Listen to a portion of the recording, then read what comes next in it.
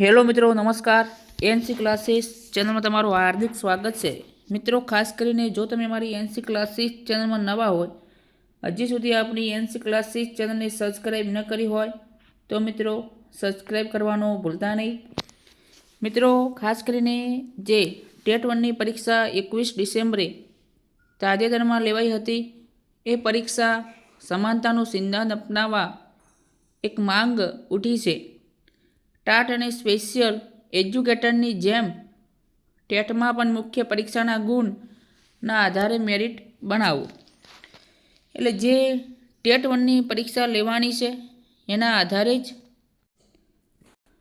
આધારે જ ગુણ બનાવવાની વાત કરી છે. પરીક્ષાના ગુણના આધારે મેરિટ બને તો વધુ સારા શિક્ષકો મળવાનો તર્ક એટલે એમની વિચારસરણી મિત્રો રહેલી છે.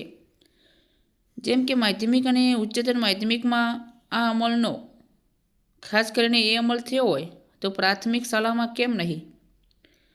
જ્યારે ઉમેદવારોના કહેવા પ્રમાણે જ્યારે માધ્યમિક અને ઉચ્ચતર માધ્યમિકની અંદર ખાસ શિક્ષકોની ભરતી મુખ્ય પરીક્ષાના ગુણ પરથી હોય, ત્યારે પ્રાથમિક વિભાગમાં એકેડેમિક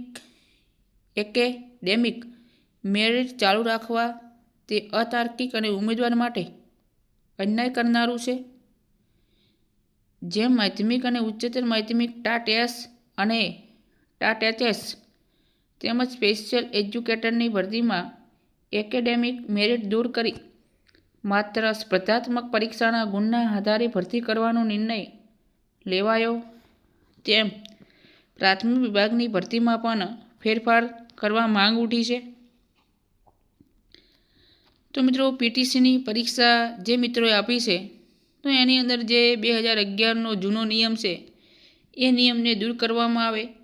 જે ધોરણ 12ના પીટીસીના અને જે ગ્રેજ્યુએશનના એમને 50% ગુણ ગણાતા હતા, તો એ 50% ગુણને દૂર કરવામાં આવે અને એની જગ્યાએ ખાસ કરીને જે ટેટ 1ના જે માર્ક્સ છે એના પ્રમાણે દરેક ઉમેદવારની ખાસ કરીને જે મેરિટમાં આવે છે એની ભરતી કરવામાં આવે, તો એવી મિત્રો માંગ ઉડી છે તાજેતરમાં. બરાબર મિત્રો, મેરિટ કેટલું રહેશે એ આપણે વિડીયો મૂકેલો છે, ચિંતા કરતા નહીં.